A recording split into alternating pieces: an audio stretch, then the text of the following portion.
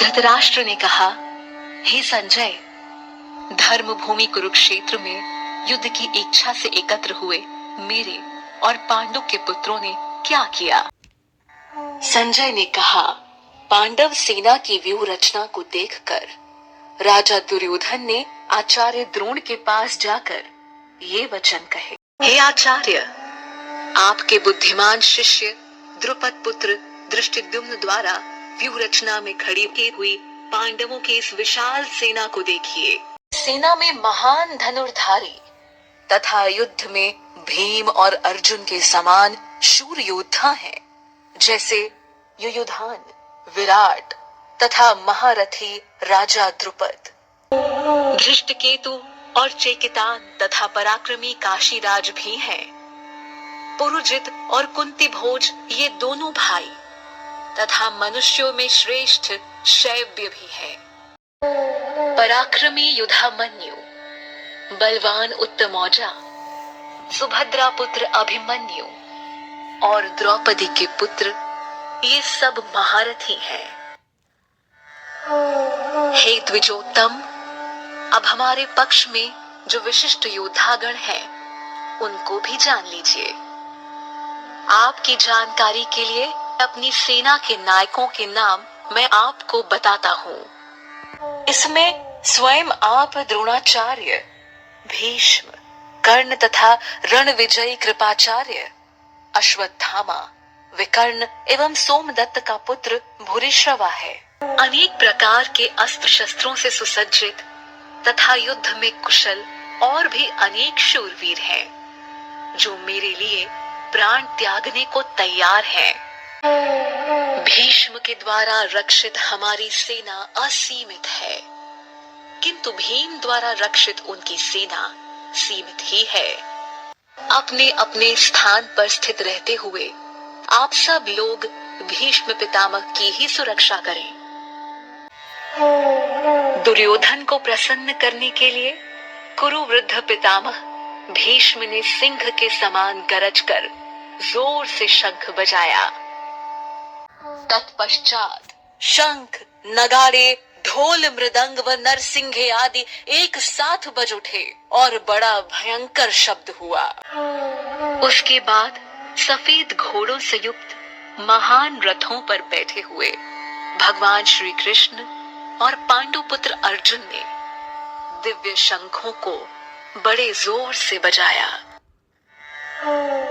अंतर्यामी भगवान श्री कृष्ण ने 5 जन्य नामक शंख बजाया। अर्जुन ने देवदत्त नामक शंख और भयानक कर्म करने वाले वृकोदर भीम ने पौंड्र नामक महाशंख बजाया। कुंती पुत्र राजा युधिष्ठिर ने अनंत विजय नामक शंख बजाया। नकुल व सहदेव ने क्रमशः सुघोष और मणिपुष्पक नामक शंख बजाए। महाधनुर्धर काशीराज, महारथी शिखंडी, धृष्टद्युम्न, राजा विराट और अज्ञेय सात्विक, हे राजन, राजा द्रुपद, द्रौपदी के पुत्र और सुभद्रा पुत्र महाबाहु अभिमन्यु, सभी ने अलग अलग अपने अपने शंख बजाए। शंखों के उस भयंकर शब्द ने आकाश और पृथ्वी को भी गुंजाते हुए धृतराष्ट्र पुत्रों के हृदय विदीर्ण कर दिए। हे राजन, अब शस्त्रों के चलने की तैयारी हो ही रही थी कि उसी समय कपिध्वज पांडुपुत्र अर्जुन ने अपना धनुष उठा लिया और श्री कृष्ण से बोले। अर्जुन ने कहा, हे अच्युत, मेरे रथ को दोनों सेनाओं के मध्य में खड़ा कीजिए, जिससे युद्ध की इच्छा से खड़े इन लोगों का मैं निरीक्षण कर सकूं कि मुझे इस युद्ध में किनके साथ युद्ध करना है। धृतराष्ट्र पुत्र दुर्बुद्धि दुर्योधन का हित चाहने वाले उन राजाओं को देखना चाहता हूँ जो युद्ध करने आए हैं। संजय ने कहा, हे भारत, अर्जुन के इस प्रकार कहने पर श्री कृष्ण ने दोनों सेनाओं के मध्य अपना रथ खड़ा कर दिया। भीष्म, द्रोण तथा पृथ्वी के सभी राजाओं को सामने खड़े देखकर श्री कृष्ण ने कहा, हे पार्थ, यहाँ एकत्र हुए कौरवों को देखो। अर्जुन ने वहां उपस्थित दोनों सेनाओं में खड़े पिता के भाइयों, पितामहों, आचार्यों, मामों, भाइयों, पुत्रों, पौत्रों, मित्रों को देखा। दोनों सेनाओं में श्वसुर और शुभचिंतकों को भी देखा। उन उपस्थित सभी बंधुओं को देखकर उनका मन करुणा से भर गया और वे शोकयुक्त होकर बोले, युद्ध भूमि में अपने ही लोगों को युद्ध के लिए सामने देखकर मेरे अंग शिथिल हो रहे हैं और मुख भी सूख रहा है और मेरे शरीर में कंपन तथा रोमांच हो रहा है। मेरे रोम खड़े हो रहे हैं, मेरे हाथ से गांडीव धनुष छूटा जा रहा है और त्वचा जल रही है। मेरा मन भ्रमित हो रहा है और मुझसे खड़ा नहीं हुआ जा रहा। हे केशव, मैं इसमें अपशकुन देख रहा हूँ और युद्ध में स्वजनों को मारकर कल्याण भी दिखाई नहीं दे रहा है। हे कृष्ण, न मैं विजय चाहता हूँ, न मैं राज्य और न ही सुखों को चाहता हूँ। हे गोविंद, हमें ऐसे राज्य से अथवा ऐसे भोगों से जीने का क्या लाभ है? हम जिनके लिए राज्य भोग और सुख आदि की इच्छा रखते हैं, वे ही लोग धन और जीवन की आशा को त्याग कर युद्ध के लिए खड़े हैं। ये लोग गुरुजन, ताऊ, चाचा, पुत्र, पितामह, श्वसुर, पोते, साले तथा अन्य संबंधी हैं। हे मधुसूदन, मुझे इनको मारने पर पृथ्वी तो क्या तीनों लोकों का राज्य भी मिले तो भी मैं इनको मारना नहीं चाहता। हे जनार्दन, धृतराष्ट्र के पुत्रों को मारकर हमें क्या प्रसन्नता होगी?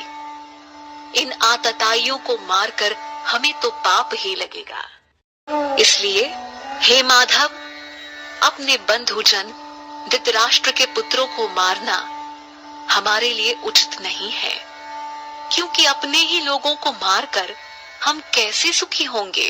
यद्यपि ये लोग लोभ के वशीभूत होकर अपने कुल के नाश होने और मित्र से शत्रुता होने में पाप नहीं देख रहे हैं। हे जनार्दन, हम लोगों को अपने वंश के नाश होने के दोषों से बचने के लिए क्यों नहीं सोचना चाहिए? वर्ण संकर कुल घातियों के कारण कुल नरक में चला जाता है और पिंड जलदान की क्रिया से वंचित इनके पितर भी नरक में गिर जाते हैं। इन वर्ण संकर और कुल घातियों के पैदा होने से सदा से चलते आए कुल धर्म और जाति धर्म नष्ट हो जाते हैं। कुल के नष्ट होने से सनातन धर्म नष्ट हो जाते हैं। धर्म नष्ट होते ही सारे कुल को पाप दबा लेता है। हे कृष्ण, पाप के अधिक बढ़ जाने से कुल की स्त्रियां दूषित हो जाती हैं और हे वार्ष्णेय, स्त्रियों के दूषित होने पर वर्ण संकर उत्पन्न होता है। हे जनार्दन, हमने सुना है कि जिनके कुल का धर्म नष्ट हो जाता है उनका अनिश्चित काल तक नरक में वास होता है।